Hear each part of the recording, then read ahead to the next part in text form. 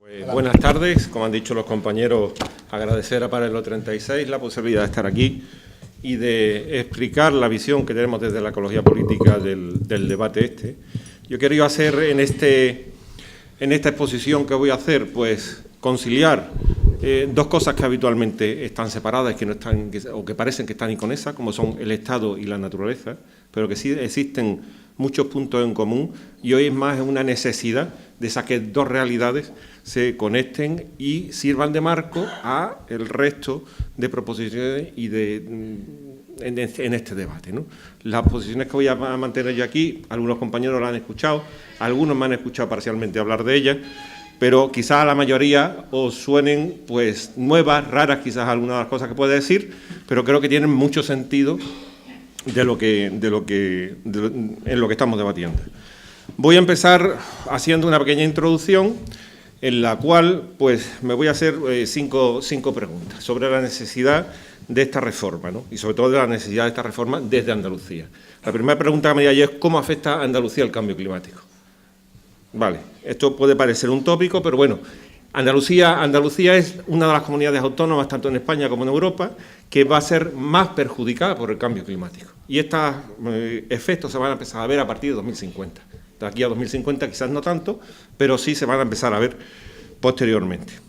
Tenemos una Junta de Andalucía magnífica que nos dice que ha aprobado una ley de cambio climático que es conforme al Acuerdo de París, todo está muy bien, vamos a reducir las emisiones de CO2 a la atmósfera un 18%, y si tenemos en cuenta qué es lo que dice la ONU respecto a los acuerdos que se han llegado en París, dice, oiga usted, los acuerdos que se están mandando desde los gobiernos son insuficientes y con los acuerdos que los compromisos de reducción de emisiones no llegamos a los límites máximos que se han fijado. Por otra parte, la propia Junta de Andalucía reconoce que a 2015 el incremento de temperaturas que se ha producido en Andalucía es de 1,1 grado y que hay una reducción del 30% de las precipitaciones ya en esa fecha en Andalucía. La Red de Información Ambiental de Andalucía nos hace una previsión de cambio climático de aquí a final de siglo, en el mejor de los casos 1,6 grados de incremento y en el peor de los casos de 3,9, que sería un escenario catastrófico, y que si vemos con el incremento real reconocido a 2015, el escenario real ya resulta que se va a quedar corto, con lo cual yo me pregunto, ¿qué es lo que estamos haciendo? ¿Qué están haciendo nuestros gobernantes aquí en Andalucía? Yo creo que se están poniendo medallas diciendo que han aprobado una ley que va a combatir el cambio climático y que todo está muy bien, pero lo que estamos haciendo es pasando la patata caliente a los que vienen después. Y hecho esta introducción, yo me pregunto, ¿es necesario o qué reforma constitucional tenemos que hacer? Aunque parezca que esto no tiene mucho que ver con lo del tema de la reforma constitucional. Pues tenemos que hacer una reforma constitucional en clave biorregional y en clave climática. Y ahora el resto de la exposición voy a tratar de explicar cuál sería la finalidad de una reforma constitucional en este sentido, para después dar algunos trazos de cuáles serían los puntos fundamentales de esa reforma constitucional. Sí tengo que hacer algunas consideraciones previas respecto de cuál es la actitud del resto de fuerzas políticas en el Parlamento de Andalucía, con respecto al tema del medio ambiente, que también creo que es una consideración importante. Y voy a tomar como ello los discursos que se pronunciaron en la investidura, en la última investidura en 2015. O sea, en el discurso de la presidenta de Andalucía, de 265 párrafos, dedica 2 párrafos al medio ambiente y ninguno a la crisis climática. Partido Popular y Ciudadanos, 0, nada. Podemos, pues la huella ecológica de Podemos en ese discurso fue también similar a la del Partido Socialista. Menciona en una ocasión la defensa del autoconsumo energético y Izquierda Unida se refiere a los transgénicos y al fracking y nadie habla del cambio climático. Yo siento tener que decir esto, pero esta es la realidad de lo que se produjo en esa sesión de investidura. Tenemos, sin embargo, un punto a favor, que es la reforma estatutaria que se hace en el año 2007, que es fruto del pacto en el que es muy importante la participación de los Verdes de Andalucía, fruto del pacto de gobierno que se hace con el PSOE en aquella época, y en el que hicimos una aportación importante, y el resultado que se produce es un resultado magnífico. Tenemos un estatuto de autonomía, por lo menos en el ámbito del aspecto ambiental, que no tiene parangón en nuestro estatuto de los aprobados en la reforma del año 2007. Un estatuto que Gerardo Ruiz Rico, catedrático de Derecho Constitucional de la Universidad de Jaén, dice que el medio ambiente es un principio estructural y un valor jurídico vinculante de la acción política para nuestra comunidad. Y que es un referente imprescindible en la interpretación del derecho medioambiental en España, no solamente para Andalucía, sino para el resto de comunidades autónomas. Esto nos lleva a señalar que Andalucía, aunque parece que no, tiene un hecho político diferencial propio, que es la protección ambiental que se aprobó o que se tiene con el artículo en el Estatuto de Autonomía del año 2007. Sin embargo, tenemos otro punto negativo, que es el tema de la concesión de la sostenibilidad que hace la Junta de Andalucía. Y voy a citar la concesión que tiene de una publicación oficial que es Andalucía 2020, ¿no? Escenarios previsibles. Sería que la sostenibilidad implica un mantenimiento de las condiciones medioambientales existentes en un marco desarrollista. Esto es imposible. Sostenibilidad y marco desarrollista son absolutamente incomprensibles. Y eso me lleva a repetir cuál es la necesidad que tenemos o la necesidad de incorporar en una futura reforma constitucional esos dos aspectos, crisis climática y bioregionalismo, como propuesta que puede conciliar realidades que parecen que están desconectadas o que son inconexas.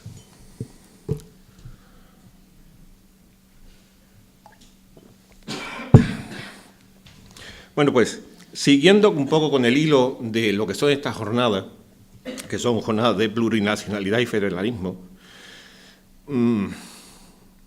personalmente, y como miembro de la ecología política, como ecologista, entiendo que la cuestión nacional que se está debatiendo en España debería tener otro sentido, pero que no lo está haciendo, no lo está teniendo. Y se podría hacer un debate en el que se hiciera el debate del encaje de los territorios en el Estado, como se intenta hacer ahora, pero al mismo tiempo debería haber un debate que está conexionado, que es el debate sobre la Tierra, sobre el estado del planeta. O sea, no podemos hablar de territorios como comunidades autónomas sin tener en cuenta la realidad a la que pertenecen los territorios, ¿no?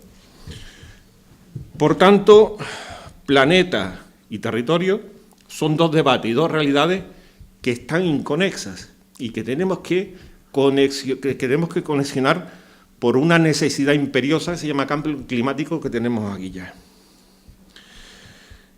Y la cuestión nacional, tal como se está planteando desde un punto de vista identitario, está absorbiendo todo el debate político, está bloqueando el resto de agendas políticas y está impidiendo que no se pueda percibir ni desde las propias instituciones ni desde la ciudadanía la anomalía que existe en las relaciones del hombre con la naturaleza. Y esto, a día de hoy, es grave. Es grave porque si no solventamos y no ponemos solución a este problema, el resto de los debates y consideraciones que tengamos a hacer no van a venir detrás. Entonces, cuando hablamos de Estado, de soberanía, de nación, de patria, estamos entrando en el debate que le interesa a las derechas españolas, a las derechas estatal y a las derechas periféricas. Estamos entrando justo a donde quieren ellas que entremos y no debatiendo sobre otros problemas. Y que este problema exista no quiere decir que no tenga que ser debatido, pero no en los términos ni con la intensidad que se está haciendo ahora, porque está absorbiéndolo todo. Por tanto, no tenemos otro planeta de recambio y, por tanto, tenemos que dimensionar este debate y yo creo que hay preguntas importantes que tenemos que hacernos hoy al respecto. ¿Cómo vamos a afrontar el cambio climático y los retos ecológicos que trae este siglo? ¿Cómo vamos a abordar la agenda ecológica y la social, que tienen que ir juntas necesariamente de la mano para que no quede gente detrás? ¿Cómo vamos a organizar el Estado en este siglo XXI en el marco de una crisis climática? ¿Como un Estado federal? ¿Como un Estado autonómico? ¿Como un Estado confederal? ¿O como proponemos desde la ecología política, como un Estado bioregional? Ninguna de esas preguntas se está haciendo, nadie está pensando como esto y el tiempo va pasando. Por eso, cuando escucho que hay personas con bien intencionadas que se preguntan en quién reside la soberanía para poder decidir cómo enderezamos nuestro presente y nuestro futuro, yo me pregunto si han hecho algún tipo de consideración desde un punto de vista demográfico, por ejemplo. Tenemos que tener en cuenta que hoy en día los millennials, la gente de menos de 24 horas, los nativos digitales, son el 40% de la población mundial. Y son personas que tienen una forma, una cosmovisión, una forma de ver el mundo y unos valores muy concretos y determinados. Para ellos esto de hablar de soberanía no tiene sentido. No tiene sentido porque ellos entienden que su destino no es pertenecer necesariamente y únicamente conexionados a un Estado, sino que su destino es estar conectados con gente que está en otros países, pasando por encima de los Estados, ¿vale? Sus valores principales son, 1, conectividad, 2, sostenibilidad. Y en todo este debate no están teniendo respuesta a ninguna de esos 2 principales valores que son para ellos la conectividad y la sostenibilidad. Entonces, cuando abordamos los debates, por eso digo yo que este debate, tal como está puesto sobre la mesa ahora, no debe seguir, tenemos que redirigirlo. No digo que no sea necesario hacerlo, es necesario porque está el problema y tenemos que darle solución, pero no como estamos haciéndolo. A mi juicio y a mi modesto entender, este debate que se está produciendo hoy en día es un debate que tiene el reflejo en un tiempo que ya ha pasado. Estamos debatiendo en términos del siglo XX y el siglo XXI tiene otras realidades. Y eso es lo que yo quiero llamar la atención esta tarde y poner sobre la mesa en este debate. Que yo tenga posiciones muy distintas a las que se van a poner por el resto de compañeros e intervinientes no quiere decir que sean necesariamente contrapuestas, sino que pueden ser complementarias. En algunas cosas habrá que sean contraposiciones y que haya divergencias, pues me parece lógico y normal. Entonces, si enfrentamos un problema de supervivencia como tenemos hoy en día, que es el tema del cambio climático, lo que no podemos hacer es contraponer a ese problema de supervivencia el problema de la pobreza que existe. Es decir, lo que no estoy de acuerdo es cuando hay dirigentes políticos que dicen primero tenemos que dar de comer a la gente, después vamos a ocuparnos del cambio climático. Después no va a haber tiempo, pero es que no podemos contraponer supervivencia contra pobreza. ¿Cómo resolvemos esa ecuación? Por eso digo desde el principio que tienen que ir de la mano. ¿Y cómo podemos hacer un debate que sea constructivo en el sentido de que podamos llegar a soluciones que den solución a los problemas que tenemos hoy? Haciendo este debate desde lo que es común a todas las personas, desde lo que nos une a todos. Y creo que el hombre o los seres humanos, como especie, tenemos 2 elementos y 2 realidades que son comunes a todos. 1, pertenecemos a la misma especie, 2, habitamos el mismo planeta. Y a partir de ahí, si iniciamos este debate y tomamos esos 2 puntos como punto de inicio de partida, podremos cambiar el foco de la discusión y en vez de centrarlo sobre el sujeto, centrarlo sobre el territorio, que es lo que realmente hoy nos importa.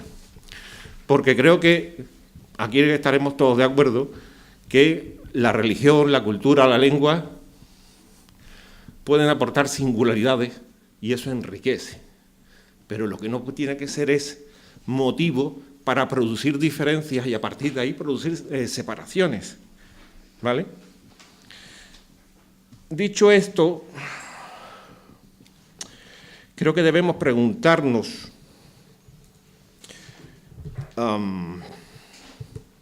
si es posible crear nuevos vínculos. Creo que sí, se pueden crear esos nuevos vínculos a partir de lo que señaló antes, a partir de considerarnos pertenecientes a una sola especie y habitantes de un mismo planeta. Como me dicen que me queda poco tiempo, ¿no? ¿Cómo cuánto tiempo me queda? 1 minuto. 1 minuto, no, hombre, no, por Dios, no me diga eso. Son 15 minutos. Bueno, pues entonces, 2 minutos. Iba a decir más cosas, pero bueno, en aras de la brevedad que me pide el moderador, voy a pasar un poco a hacer un esbozo de la propuesta, de una propuesta de la reforma constitucional. Creo que la reforma constitucional debería abarcar, entre otros aspectos, dos aspectos fundamentales. Una reestructuración del poder territorial sobre una base biorregional, ¿vale?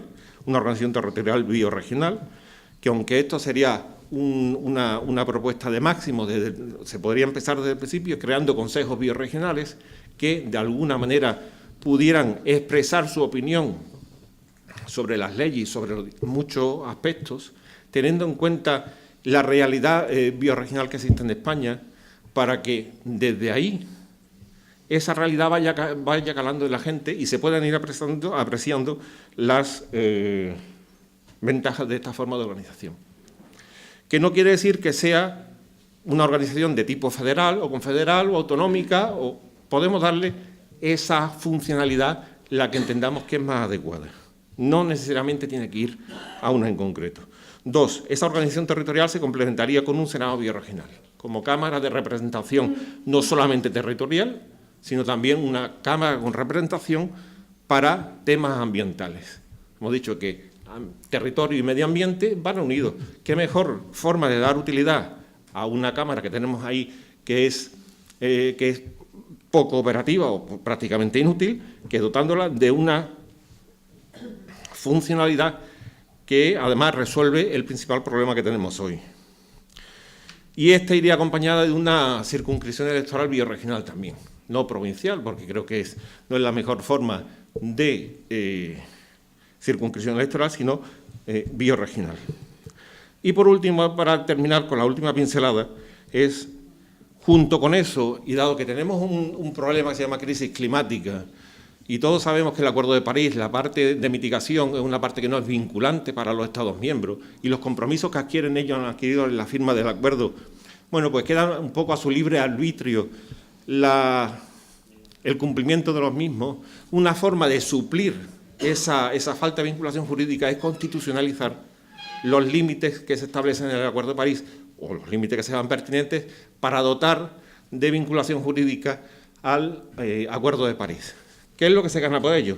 Es, aparte de los elementos jurídicos, es dotar de control o dar el control de la crisis climática a la gente a través de los representantes parlamentarios y a través de los jueces. Y por último, solamente que me queda decir que, bueno, pues la vía, son 30 segundos, la vía que se podría utilizar y que sería perfectamente posible, además ya se ha utilizado en la modificación de la Constitución, sería el procedimiento del artículo 167, haciendo una modificación en el artículo 45, que como todos sabéis no es un artículo que requiera una reforma grabada de la Constitución. Ya se hizo con el 135 y las fuerzas políticas dominantes pusieron de manifiesto que en un mes se podía reformar. Pues hagámoslo otra vez y vamos a seguir viviendo. Nada más y muchas gracias.